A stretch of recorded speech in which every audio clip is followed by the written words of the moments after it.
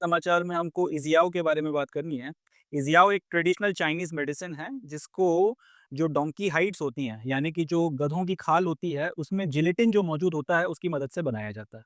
अब कुछ वक़्त से ये जो ट्रेडिशनल चाइनीज़ मेडिसिन है, ये काफ़ी ज़्यादा समाचारों में बनी हुई है। इसकी वजह ये है कि इस दवाई के चलते पूरी दुनिया में जो डंकी पॉपुलेशन है, वो इस लेवल तक कम हो गई है, इस खतरनाक लेवल तक कम हो गई है कि कई जगहों पर इकोलॉजिकल बैलेंस जो है, उसके चलते डिस्टर्ब होने लगा है।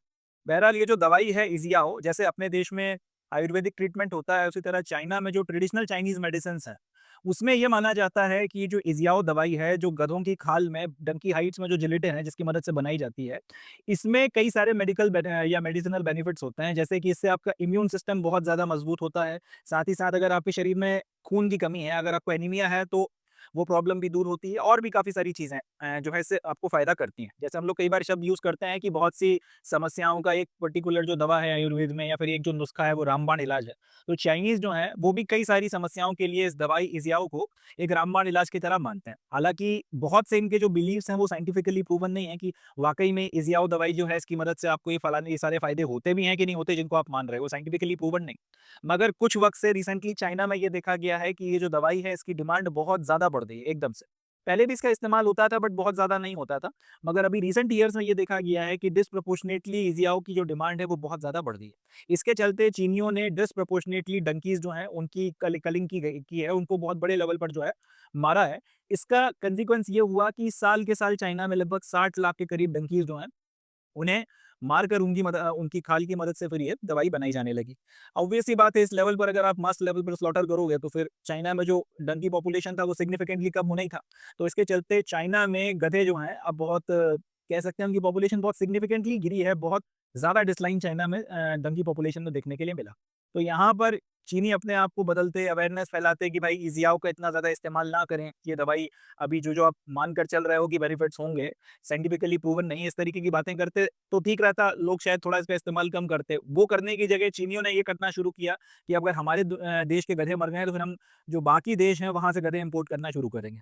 तो डंकी इम्पोर्ट जो है वो शुरू होता है अलग-अलग देशों से। ख़ास तौर पे अगर हम साउथ अमेरिका की बात करें तो वहाँ से कोलंबिया और ब्राज़ील 2 मेजर एक्सपोर्टर्स के तौर पर इमर्ज होते हैं और अफ्रीका में इथियोपिया और केन्या, ये दोनों देश जो हैं बड़ी मात्रा में डंकी सप्लाई चाइना में करना शुरू करते हैं। अब जो बात चाइना में हुई थी वही कहानी यहाँ पर होने लगी। इन लोगों ने इतने बड़े लेवल पर, इतने मैसिव स्केल पर अपने देशों से डंकी एक्सपोर्ट किए हैं चाइना में कि उसके चलते इन देशों में डंकी पॉपुलेशन जो है उसमें बहुत सिग्निफिकेंट डिक्लाइन देखने को मिलने लगा।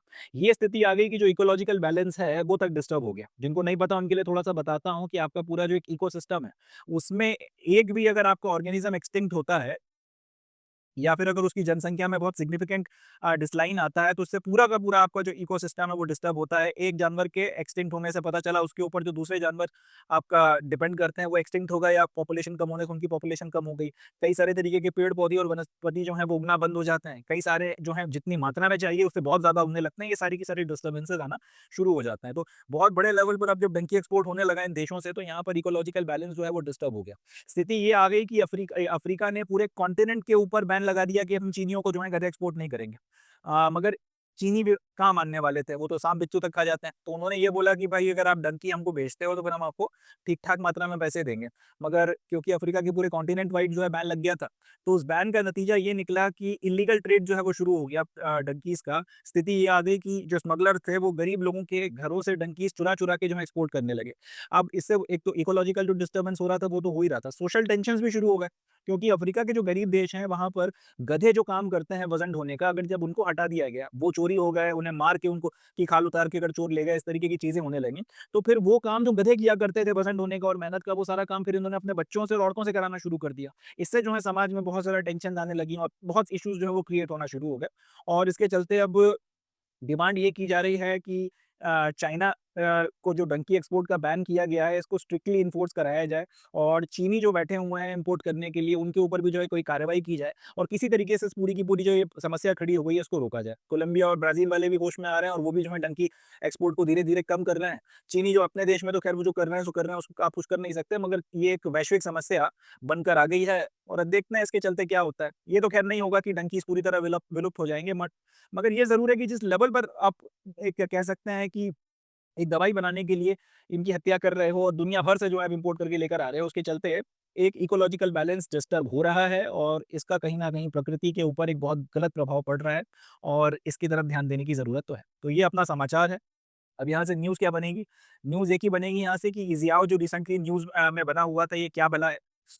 और ये किससे बनता है? 2 सवाल यहाँ से बनकर तैयार होते हैं, तो याद रखना है, इज़ियाओ जो रिसेंटली न्यूज़ में बना हुआ था, ये क्या भला है? ये एक चाइनीज़ मेडिसिन है, ट्रेडिशनल चाइनीज़ मेडिसिन है, जिसको गधे की जो खाल होती है, डंकी जो हाइड होता है, उसमें जो जिलेटिन मौजूद है, उसकी मदद से बनाया जाता है।